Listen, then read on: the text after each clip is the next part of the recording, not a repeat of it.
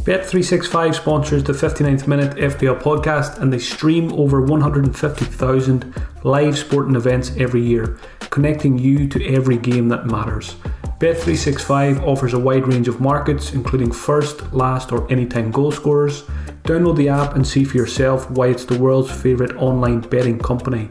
And with the Bet365 Bet Builder, you can create personalised bets and calculate the odds for any football match right there in your hands. Their app lets you watch thousands of games live, but if you can't watch it for any reason, you can stay in touch with instant match updates. Bet365 is the world's favourite online sport betting company. The app can be downloaded from Google Play and Apple App Store. Over 18s only. Please gamble responsibly. Hi folks, welcome to another episode of the 59th Minute FPL podcast, which is brought to you by The Athletic. I'm Mark McGettigan. You can follow me on Twitter at FPL General for all things fantasy football. With Gameweek 9 now behind us, we are roughly one quarter of the way through the campaign. It's back to being a Friday deadline this week, 6:30pm UK time, so make note of it. Maybe set a reminder on your phone so that you don't get caught out. My main piece of advice again this week is to do nothing until Friday. We are seeing more and more players being ruled out due to COVID issues, and there's also Champions League and Europa League games this week, which can always give us a few headaches for FPL. Sit on your hands for now and play the patient game. A quick reminder of some of the things that happened in Gameweek 9. Chelsea kept yet another clean sheet, while Timo Werner scored 5 points when it really should have been about 15 points. Very unlucky for owners there. Our Aston Villa assets let us down, losing at home to Brighton, unless you owned Ezri Konsa, of course, who scored. Son and Kane returned again in a 2-0 win over Manchester City. Bruno Fernandes needed 2 bites at the cherry from the penalty spot to reward those who captained him. Calvert-Lewin scored his 9th and 10th goals of the season. What a pick he's proven to be this year. Leeds battered Arsenal but couldn't find a winner in a 0-0 draw. Good to see them keep a clean sheet there. Liverpool were very impressive in a 3-0 win over Leicester. Diogo Jota and Andy Robertson in particular impressed in that one. While on Monday night, Burnley did a Burnley, winning 1-0 at home, much to the delight of Nick Pope and Charlie Taylor owners. If you're not yet a subscriber to The Athletic, you can get it for £1 a week by visiting theathletic.com/FPL pod. In doing so, you'll be able to listen to ad-free versions of this podcast, read my weekly FPL column, and also take part in the very fun FPL Q&A that myself and Ben Dinnery do every Friday. Unfortunately, there is no new members to the 59th Minute Club this week. Very disappointing for me when that happens. I think that might be the first time this season that we haven't had a shout out on the podcast. A couple of notable mentions as usual. For West Brom, Carlin Grant and Grady Diangana were very close. They managed 61 minutes each. Also for Fulham, Tom Kearney and Bobby Reid were taken off after 57 minutes.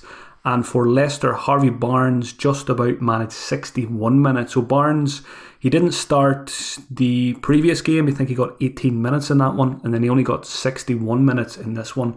So I don't think he's completed 90 minutes now for about 4 or 5 games. So that puts me off Harvey Barnes as a pick. Although Leicester do have some very nice fixtures coming up. So he could do well if he can get more minutes. A notable mention here as well. Someone just sent me a tweet actually this morning that, again at Leicester, Ricardo Pereira, who's working his way back to fitness. I think he played for the under-23s. And yes, he was taken off in the 59th minute. Now, he's not going to get invited into the club because it wasn't a Premier League game, but we'll keep an eye on him when he gets back on the pitch for the Leicester first team. A quick review of how Game Week 9 went for me. It was another very good one. So I've followed up, I think it was 77 points in the previous game week, and now got 82 points in this one. So over the course of 2 weeks, I've gone from about 450k overall, jumped right up into the top 100k. I'm sitting at 83,000 overall now. So it just shows you, if you can put 2 good game weeks back to back, you can rise very quickly through those rankings. I made one transfer. I was hoping to bank the transfer last week, but Salla's COVID issues forced me to act. I got rid of Salla, because I thought there was a chance he may miss more than one game. Doesn't look like that now, so I need to ask myself, do I get him straight back in? I sold him for Bruno, and I made Bruno captain, so that one worked out well. That transfer got me 22 points thanks to that Bruno penalty. It was a roller coaster couple of minutes when he missed the first penalty. It was I was mid conversation with my wife about something, and I just said, can you just give me a minute, because my captain's after missing a penalty here. But thankfully VAR helped me out there, and then we resumed our conversation after he scored the second one. 82 points brings my total for the season to 583. As I said, rank is now 83k, so very, very happy with how this season is going. The first quarter of the season has gone very well. I've put myself in a good position now to a platform for me to build on for the rest of the campaign. The good and the bad, there was more good than bad this week. Bruno captain 22, Calvert-Lewin 13 points, Robertson very welcome 12-pointer. So the faith in Robertson was restored after a run of 2-pointers. The plan was to get rid of him for a Manchester City defender now for game week 10, but given how well he played in that one, it's going to be very hard for me to sell him, and I think I'll probably end up holding on to him now. I'll come back to that later because there's going to be questions about that. Heung-min Son, plenty of questions about this man as well. 10-pointer, can I sell him now? Again, like Robertson, probably not. I just can't bring myself to sell a player who scored 9 goals in the first 9 games of the season, regardless of what the fixtures are.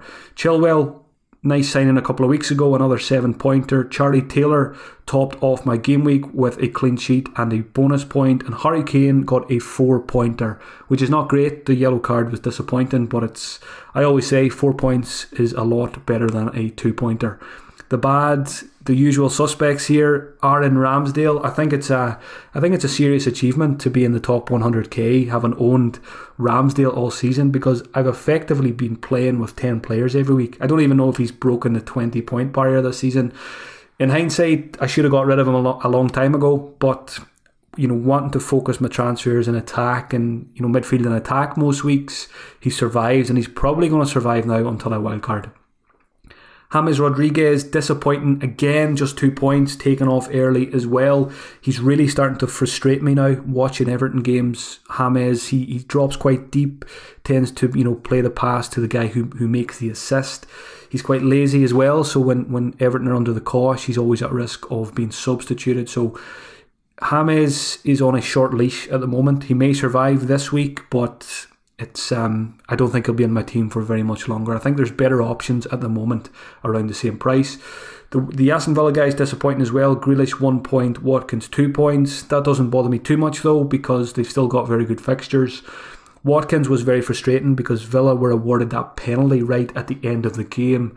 Watkins had the ball in his hand. I was hoping I was going to get a nice goal out of him and maybe a couple of bonus points as well, but VAR, much to my frustration, took that penalty away.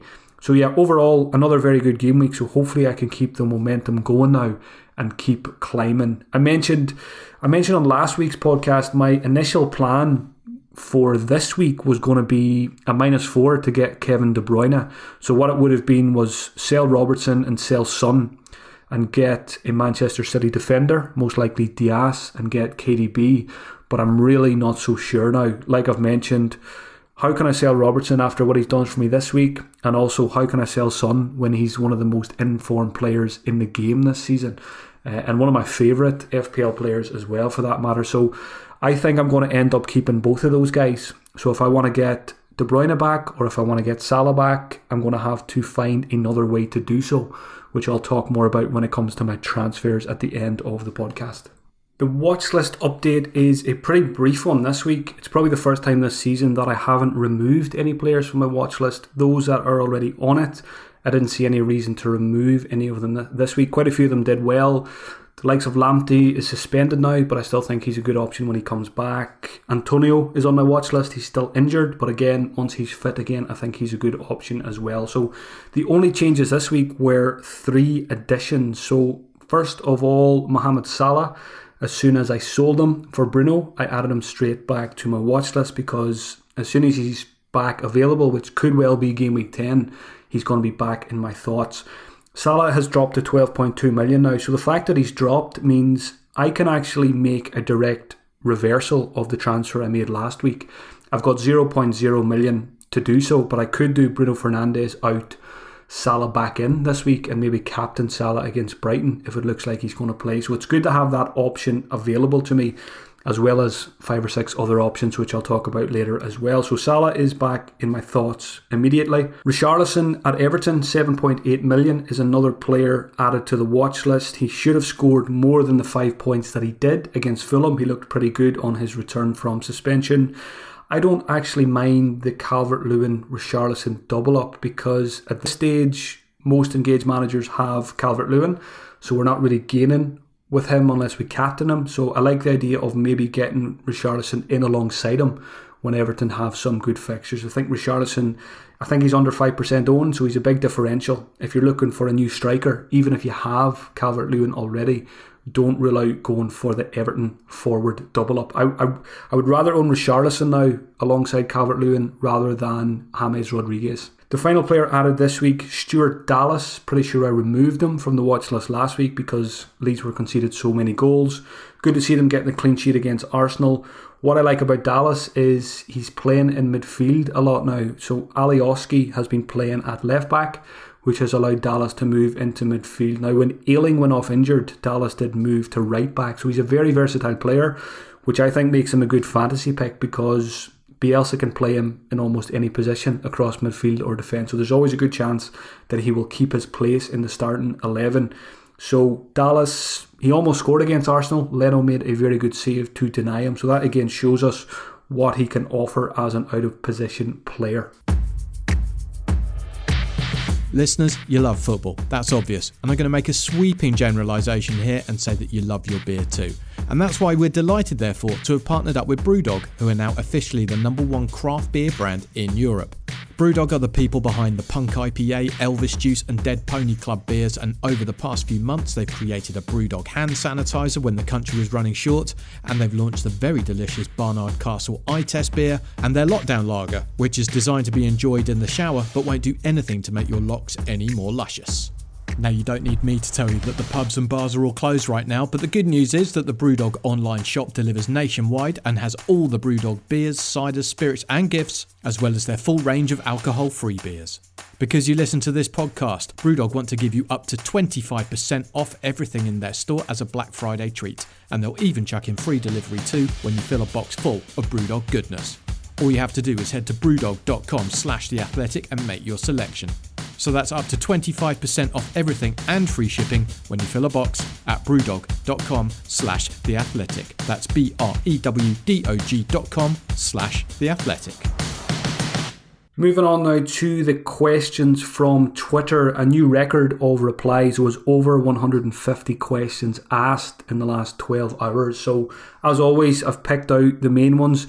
The first 4 or 5 questions, I've bunched them all together because there's so many questions about the likes of Liverpool assets, Son and Kane, Manchester City players, defenders. So I've gone 4 or 5 similar questions for the first half, and then there's a few other ones to finish up the question section this week. So the first one comes in from Andy, FPL Teach Modes.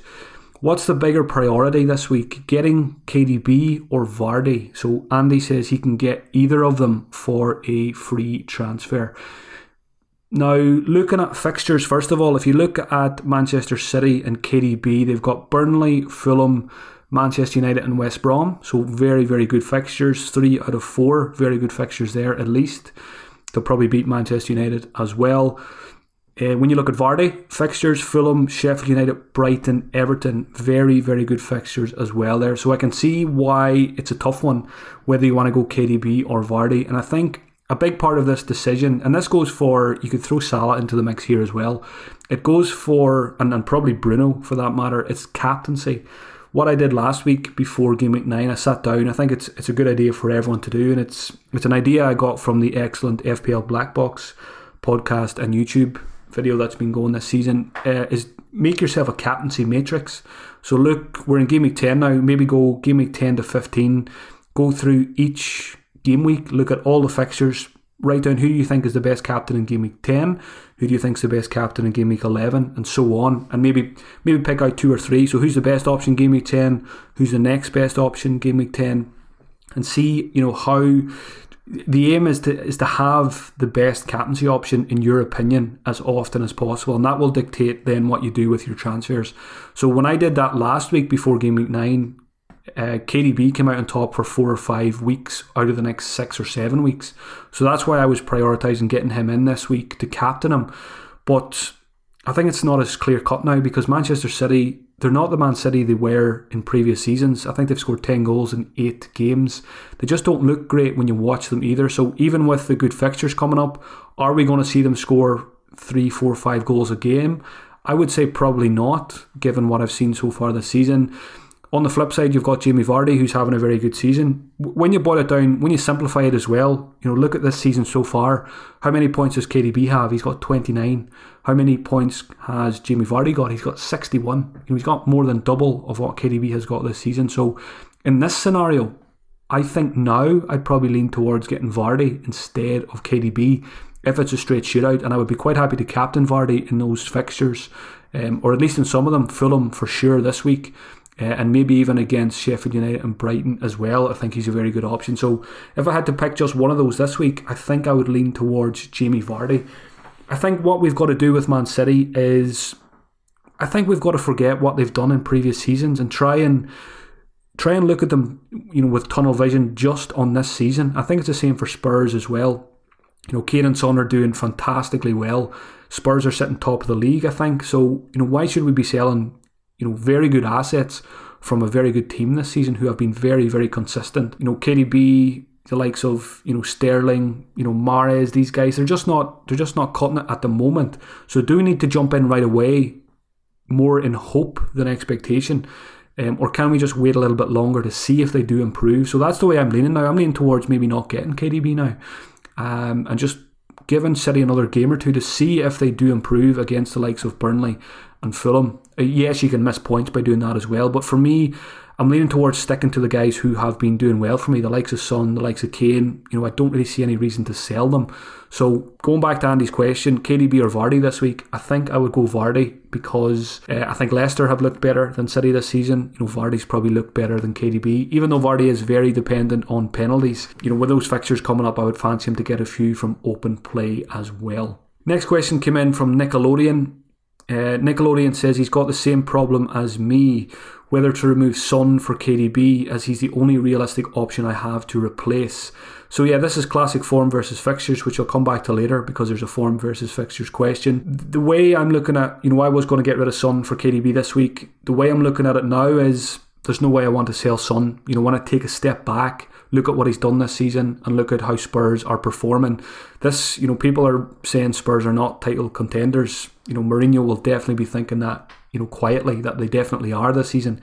Given that it's a crazy season and the likes of Liverpool and City are having some issues as well, it's a good opportunity for somebody like Spurs to do a Leicester this season. So for me, I think Son and Kane are going to stay. I think KDB is still a very good option, and I'm not ruling out getting him this week, but it won't be in place of Son. I think what we've got to do with Son is keep him, and if we want to get KDB or Salla, find another way to do so, even if it means taking a -4. So that's what my current thoughts are on KDB and Son. I was looking at Son's numbers: 9 goals in 9 games. He's averaging a goal every 81 minutes.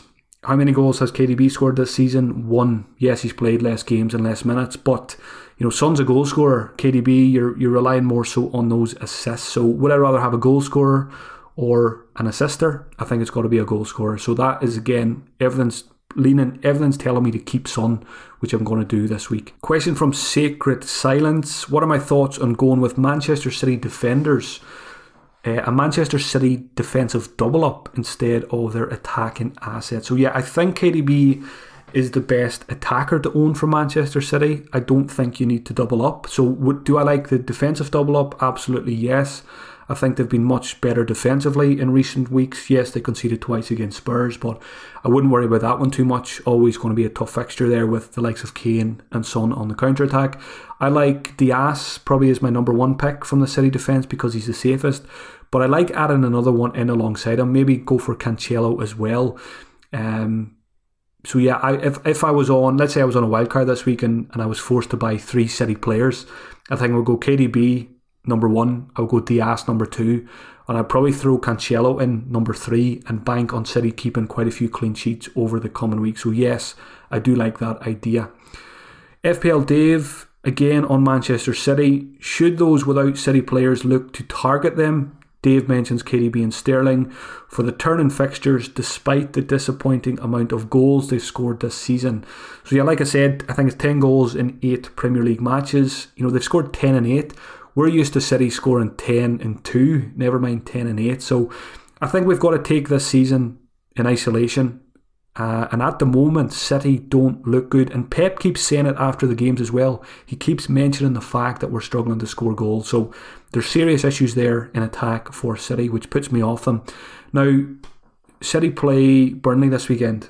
Don't be surprised to see them go out and score 3, 4, 5 goals. I don't think it will happen because Burnley are a very good defensive unit and they defended very well against Crystal Palace on Monday night. But I'm happy enough to wait until I see an improvement, like I've said. So for me, I think I'd rather prioritise getting Salla back rather than getting KDB because I trust him a lot more with the captain's armband than I do KDB at the moment. And yeah, so for me, I'm in the camp of probably form over fixtures on this one. I'm going to keep the guys who've been doing well for me and I'm going to wait. I'm going to hold off on City for now to see if there's an improvement. Now, I still may go for a defender this week. I may get Diaz, but I don't think I'm going to buy KDB this week. Question from Mohamdi. Should we keep Robertson or get a Manchester City defender? Again, I think I'm leaning towards keeping Robertson here. Great performance. Could have had even more attacking returns in that game at the weekend. Looking at the fixtures as well, this is why I want to keep Robertson. I'm planning to wildcard Gameweek 16. So between now and then, Robertson has Brighton, Wolves, Fulham, Tottenham, Crystal Palace, West Brom. So I would say even though they're without quite a few defenders, if they play like they did against Leicester, there's clean sheet chances there in 5 of the 6 games. I would say Spurs, I would fancy Spurs to score against Liverpool. Brighton don't score many, Wolves don't score many. I would fancy a clean sheet against Fulham. Crystal Palace and West Brom also don't score many. So in addition to Robertson's attacking potential, I think there could be clean sheets to come between now and when I wildcard. So Robertson for me, I bought him game week 1 and I bought him and Alexander-Arnold game week 1 and I said to myself, I hope both of these guys are in my team for 38 game weeks. Now Trent is gone, but Robertson now, I'm back to thinking maybe he could be a player that just stays there all season. And over the course of a whole 38 game week season, he should return a very healthy number of points relative to his price. So Robertson stays for me. It's a bit like Son. If I want to get KDB or Salla, I'm going to find another way to do it and keep Son.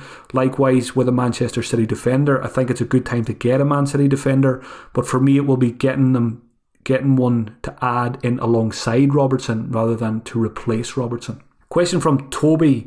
What to do with James Rodriguez? Yeah, big question. I'm asking myself this one as well. Now, I don't think it's an urgent issue because it's Leeds next who have been conceding a lot of goals before that Arsenal game, and then it's Burnley. So 2 good fixtures coming up for Everton, which could see Rodriguez back amongst the points. But again, having a look at it, taking an overall picture of the season, James has basically blanked in 6 of 8 appearances. So there's only 2 games where he's done very well for us.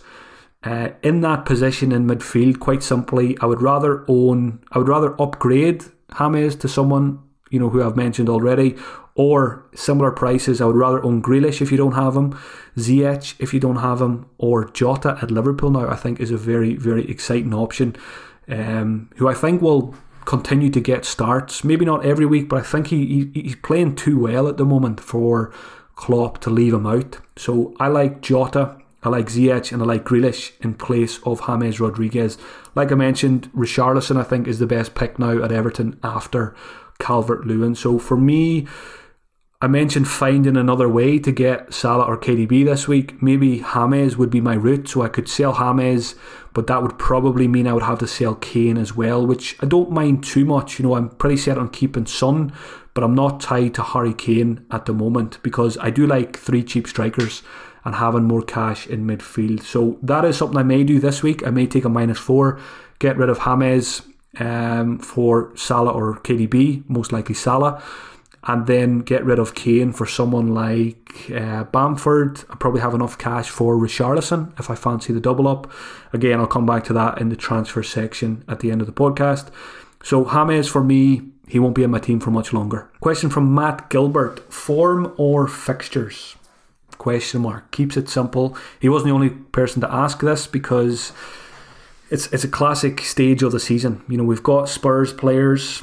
You know, Bruno's doing okay as well, but then you've got the Manchester City guys who've got the good fixtures. So do you stick with the guys who are playing well, or do you play the fixtures? Now, I've just made a few notes here, and I'm basically trying to figure out what my thoughts are myself. So what I've written down here is, I'm usually a fixtures first manager, but when it comes to players who have been doing well for me, I tend to stick with the form player. So I'm very loyal to players who get me points. So that in that sense, I'm probably form over fixtures. For example, Son and Kane versus KDB and Vardy. You know, I'm happy to keep Son and Kane rather than get KDB or Vardy, even though they've got better fixtures, because I'm backing the form players to continue their good form regardless of tougher fixtures, as we've seen with Spurs beating Manchester City. I've written down here as well, maybe I'm more form over fixtures when it comes to the premium assets, because fixtures don't matter too much for them. So I would say I'm probably more a fixtures manager maybe when it comes to the cheaper assets. You know, I've got an Aston Villa double up at the moment because of fixtures. You know, my cheap 4.5 million defenders, I picked them based on fixtures as well. For example, I started Charlie Taylor this week because I thought his fixture was much better than Walker Peters or Justin, and it turned out to be the right call. So yeah, I think I'm probably, to be honest, I don't know if I'm more of a form or a fixtures manager. I was saying to myself a couple of weeks ago, I think I'm becoming more of a fixtures manager, but I think the fact now that I'm going to probably swerve KDB tells me that maybe I am actually more of a form pick manager. I'm probably somewhere in between. Question from FPL Commando: really want a Leicester defender with their upcoming run of fixtures, but which one to go for? So if I didn't have any Leicester defenders, which one would I go for this week? I think I would probably lean towards Fofana at 5 million, just because I think he's a safer long-term pick than Justin. Castagna might be back next week. Pereira probably won't be too far away. Now Justin, I've got Justin, and I'm not going to sell him until he loses his place, because it's a bit like Saiss a couple of weeks ago. He's not a problem until he becomes a problem. Yeah, you know, I'm going to keep Justin until he actually does lose his place, which might never happen. So I think it would be a waste of a transfer to sell Justin while he's still in the team. But I think this one depends if you've still got a wild card left as well. If you've still got your first wild card, then I would probably go Justin, because at least you've got that wild card to change it up in a couple of weeks if he did lose his place. If you don't have a wild card, Fofana 5 million I think is a good pick there. Question from Gustin: who is the best Saiss replacement? So anyone who still has Saiss, he's got to go now. He's 5.2 million, so I've looked at options at the same price or less. Picked out 4: Aaron Cresswell, Hector Bellerin, Stuart Dallas or Matt Targett. So one of those. My pick there, I think, if you don't want to free up a bit of cash, I will go Cresswell at 5.1 million. Final question for this week from FPL Finding Glory, which is what we're all trying to find this season. Finding Glory has Werner. He was close to a big haul this week. Should I stick with him or consider Jesus for the upcoming fixtures? Again, a slight case of form versus fixtures. Werner's been doing okay last couple of weeks. Jesus has the fixtures. What would I do there? I would keep Timo Werner. Watching that game at the weekend, very unlucky. Got into great positions. Poor finishing let him down. So I would keep Werner. I think he's a very good option. Jesus, Aguero scares me off. So quite simply, I don't want a Man City attacker and have to sweat over the team sheets every week. I think Jesus is probably okay short term, but give it, you know, in 2 or 3 games time, we could see Aguero get a start there. So I would keep Timo Werner because he's much more likely to play regular minutes. Harry's sponsors the 59th Minute podcast. Harry's was founded by Jeff and Andy, 2 ordinary guys who were sick and tired of overpriced razors. Jeff and Andy knew there was only one way to ensure quality, so they bought their own factory. And now, by taking less profit, Harry's offers great quality products for a fair price. Their amazing quality blades are now almost half the price of the leading 5-blade brand. Harry's trial set includes everything you need for a close, comfortable shave. Weighted ergonomic handle, 5 precision engineered blades, rich lather and shave gel, and a travel blade cover. As a listener of the 59th Minute podcast, you can start shaving with Harry's today by claiming your trial set for £3.95. Support our podcast and get your set delivered to you, including a razor handle, 5-blade cartridge, foam and shave gel, and a travel blade cover by going to harrys.com/the 59th minute right now. That's harrys.com/the 59th minute. Game week 10, captaincy and transfers now. I'll start with captaincy. Like last week, I think there's an awful lot of very good options this week for the captaincy. I think it's going to be pretty wide open. There's going to be a big spread of captain picks this week. Looking at the fixtures, Vardy at home to Fulham, very, very good option if you have him. Liverpool are away to Brighton, very good fixture for Salla if he's back. Mane or maybe even Jota is worthy of the armband now. Rotation probably would scare me off that, but if you have him and you don't have another Liverpool player, I think it's okay this week. KDB or Sterling at home to Burnley, good fixture on paper as well. Calvert-Lewin and Richarlison have Leeds, who, if they play like they did previous to the Arsenal game, Calvert-Lewin and Richarlison could have some joy there. Bruno Fernandes, who is always a captaincy option with those penalties, is away to Southampton, which is probably a game that will suit him. We've seen a lot of his returns come away from home already this season and last season. So Southampton will come out and play, which should give Bruno and co space to counter-attack. The big game this weekend, Chelsea against Spurs.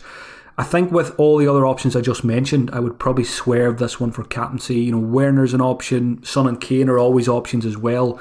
But I think those games are always pretty unpredictable, as we've seen with Spurs and Manchester City last weekend. So I think there's enough options this week that you don't need to look to a Spurs or a Chelsea player for the captaincy. What am I thinking? At the moment, in my bus team, I'm on Calvert-Lewin, captain, at home to Leeds. Now that could switch to Bruno Fernandes before the weekend, but I think my captaincy will depend on what my transfer or transfers are this week. So I'm going to monitor the Salla situation this week. If he features in the Champions League, I think I'll probably jump back in and get him back and probably captain him against Brighton rather than Calvert-Lewin against Leeds. The other options, if I change my mind and decide to get KD, let's say Salla has more issues and it looks like, if there's any doubts about him playing against Brighton, let's say Klopp comes out and says, you know, because he's been away, you know, he's not up to scratch fitness-wise, which I don't think will be an issue. But if there's anything that comes out that makes Salla a doubt for the weekend, then maybe I will get De Bruyne. And if I do get De Bruyne, I probably would captain him over Calvert-Lewin as well, or Bruno. So, yeah, I think I probably don't own my captain yet in my team until I make my transfers, which it'll be a Friday decision for me this week, because as I'm going to mention now, I've got one free transfer.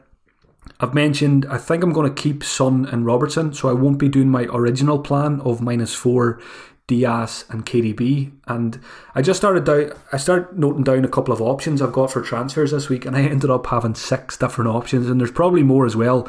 So I'll go through them very quickly. Option 1, Bruno out, Salla in, Salla captain. Nice and simple. Do I want to sell Bruno? I'm not sure. Option 2, a nice simple defensive transfer, Charlie Taylor out, Diaz in. But my issue with that one is if I bring Diaz in, I'd probably have to bench Chilwell against Spurs, which I don't really want to do because Chilwell can get something going forward in that game even if he doesn't keep a clean sheet. Option 3, Bruno out, KDB in, KDB captain. Option 4 would be a -4, as I mentioned earlier. Could get rid of Kane and James and get Salla back, along with a cheap striker. So Richarlison, Bamford or Antonio, if he's fit, would be the options there. I actually quite like that -4 because I've mentioned a few times this season I like the 3 cheap strikers. I'm probably not going to captain Harry Kane between now and when I wildcard anyway, so I don't mind losing Kane. I much prefer to keep Son, who I think is potentially more explosive and tends to play more as a striker anyway in these tougher fixtures with Kane dropping deep. Option 5 would be James Rodriguez out for Diogo Jota, which I quite like that one as well, but I think a lot of people are in this scenario this week. If you sold Salla, the temptation is to get Jota instead and, save yourself about £6 million. But I think if we get Jota, we're probably unlikely to get Salla back then.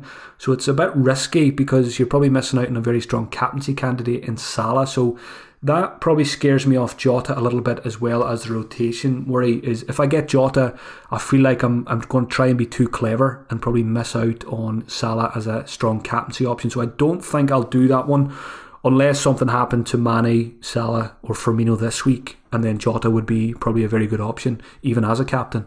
And option 6, Kane out, Vardy in, Vardy captain. So as you can see, it's a bloody nightmare this week transfer-wise, and I'm sure plenty of you are in the same boat. It's a week where I'm kind of hoping a couple of things happen, maybe Champions League, Europa League, that make the decision for me, whether it be injuries or stuff like that, because at the moment I could go any direction of those 6. So like I said, Friday decision, it's one of those weeks where it's going to take me quite a few days to process what's happened Game Week 9, what happens Champions League, and what I want to do for the next couple of weeks as well. So, like I mentioned, have a look at that captaincy matrix. Make yourself a captaincy matrix, and that will help you with your decisions. That's something I'm going to do this week as well. Thank you for taking the time to listen, folks. I appreciate it. If you'd like to hear more podcasts from me this week, check out patreon.com/FPL General. Enjoy the rest of your week. Stay safe, and good luck for Game Week 10. I'll be back next Tuesday to preview Game Week 11. Talk to you soon.